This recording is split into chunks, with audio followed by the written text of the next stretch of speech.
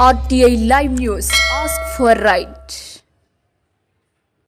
రాజకీయంగా రజక కులస్తులు మీ పాటలో ఎదిగి జెడ్పీటీసీ ఎంపీటీసీ సర్పంచ్ వార్డు మెంబర్లుగా టికెట్లు శాసించే స్థితిలో ఉండాలని రాష్ట్ర అధ్యక్షులు గోపి రజక అన్నారు. కామారెడ్డి జిల్లా పాల్వంచు మండల కేంద్రంలోని ఆర్ఆర్ ఫంక్షన్ హాల్లో తెలంగాణ రజక రిజర్వేషన్ సమితి జిల్లా అధ్యక్షులు ముచ్చర్ల శ్రీకాంత్ అధ్యక్షతన 19/10/2025 ఆదివారం ఏర్పాటు చేసిన మండల స్థాయి సమావేశానికి రాష్ట్ర అధ్యక్షులు సర్దార్ గోపి రజక హాజరయ్యారు. ఈ కార్యక్రమంలో జిల్లా ప్రధాన కార్యదర్శి కోటారి నర్సింహులు, ఎడపల్లి నాగయ్య, మిరిదొడ్డి గంగయ్య, ఎడపల్లి శివయ్య, బొల్లారం బాలరాజ్, నగ్యారి గంగరాజు తదితరులు పాల్గొన్నారు.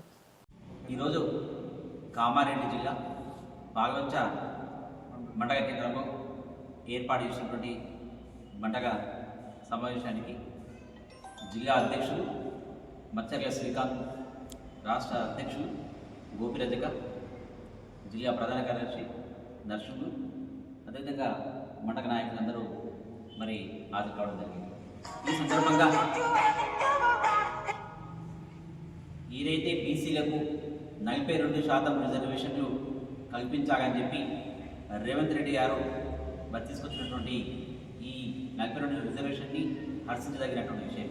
కానీ ఈ 42% ఏబిసిడి వర్గీకరణ ప్రకారం ఇవ్వాలని చెప్పి మేము మరి తెలంగాణ రజక రిజర్వేషన్ సమితి నుండి కోరుతున్నాం. అప్పుడు 42% ఏబిసిడి వర్గీకరణ ప్రకారం రాజకీయ రిజర్వేషన్లు ఇస్తే మరి బీసీఏ అనగా దాంట్లో ఉన్నటువంటి రజకులకు ఈ రాష్ట్రంలో ఉన్నటువంటి సర్పంచులు 13,003 కాగా మరి బీసీఏకు ముఖ్యంగా రజకులకు దాంట్లో బీసీఏకు ఇస్తే రజకులకు పోటీ చేసే అవకాశము 1820 సీట్లు ఈ రాష్ట్ర వ్యాప్తంగా ఉంటుంది. అంతేకాకుండా ఎంపీటీసీగా ఈ రాష్ట్రంలో 5,773 సీట్లు ఉండగా మరి 808 సీట్లు రజకులు పోటీ చేసే అవకాశం ఉంటుంది. జెడ్పీటీసీగా 565 సీట్లు ఈ రాష్ట్రం ఉండగా దాంట్లో 79 జెడ్పీటీసీలు పోటీ చేసే అవకాశం ఉంటుంది. కాబట్టి ఏబిసిడి వర్గీకరణ ప్రకారం ఇస్తేనే ప్రతి కులానికి అవకాశం కలుగుతుంది, రాజకీయ రిజర్వేషన్ కలుగుతుంది. అట్లా కాకుండా గంపగుత్తగా 42% అని చెప్పి అని అంటే మాత్రం దాంట్లో అగ్రవర్ణాలు, బీసీలో ఉన్నటువంటి అగ్రవర్ణాలు మరి రాజకీయంగా ఎదిగే అవకాశాలు ఉంటాయి. కాబట్టి వాళ్ళు ఎదగడం మాకు ఇష్టం లేదని కాదు, వాళ్ళు ఎదగడం కూడా మాకు అవసరమే. కానీ దాంట్లో అణగారిన కులాలు ఏవైతే ఉన్నాయో బీసీఏలో అణగారిన కులాలు చాలామంది ఇప్పటికీ ఇంకా అసెంబ్లీ సీట్లు అసెంబ్లీకి పోని వాళ్ళు చాలామంది ఉంటులా ఉన్నాయి. కనీసం ఎంపీటీసీ, జెడ్పీటీసీ, సర్పంచులుగా వార్డు మెంబర్లు కూడా మరి పోటీ చేయగలిగినటువంటి అనేక కులాలకు మరి ఏబిసిడి వర్గీకరణ ప్రకారం ఇస్తే వారికి అవకాశం వస్తుంది. కాబట్టి ఏబిసిడి వర్గీకరణ ప్రకారం ఇవ్వాలని చెప్పి మేము మరో ఉద్యమాన్ని ఇవ్వకపోతే మరో ఉద్యమం చేయవలసినటువంటి అవసరం ఈ రాష్ట్రంలో ఉంది. కాబట్టి ఏబిసిడి వర్గీకరణ ప్రకారం ఇవ్వకపోతే మరి మిగతా వారందరూ మరి మేల్కొని మరి ఉద్యమం చేయవలసినటువంటి అవసరం ఉంది అని చెప్పి సందర్భం తెలియజేసుకుంటూ మీ గోపి రజక, రాష్ట్ర అధ్యక్షులు, తెలంగాణ రజక రిజర్వేషన్ సమితి.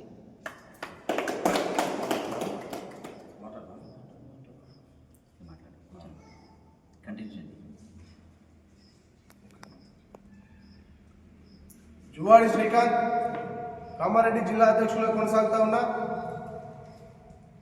ఈ దేశానికి స్వాతంత్రం వచ్చి 75 సంవత్సరాలు గడుస్తున్నప్పుడు కూడా ఈ దేశంలో ఉన్నటువంటి బీసీ కులాలైనటువంటి అనేక కులాలు నేటికి కూడా సర్పంచులుగా కాలేనటువంటి స్థితిలో బీసీలలో ఉన్నటువంటి కులాలు చాలా కులాలు ఉన్నాయి. అటువంటి కులాలకు బీసీలకు 42% రిజర్వేషన్స్ కల్పిస్తూ రాష్ట్ర ప్రభుత్వం అసెంబ్లీలో తీర్మానం చేయడాన్ని కామారెడ్డి జిల్లా రజక సమాజం తరఫున మేము స్వాగతిస్తూ ఉన్నాం. అట్లనే బీసీలకు మీరు ఇస్తున్నటువంటి 42% రిజర్వేషన్లలో ఏబిసిడి వర్గీకరణ చేయండి.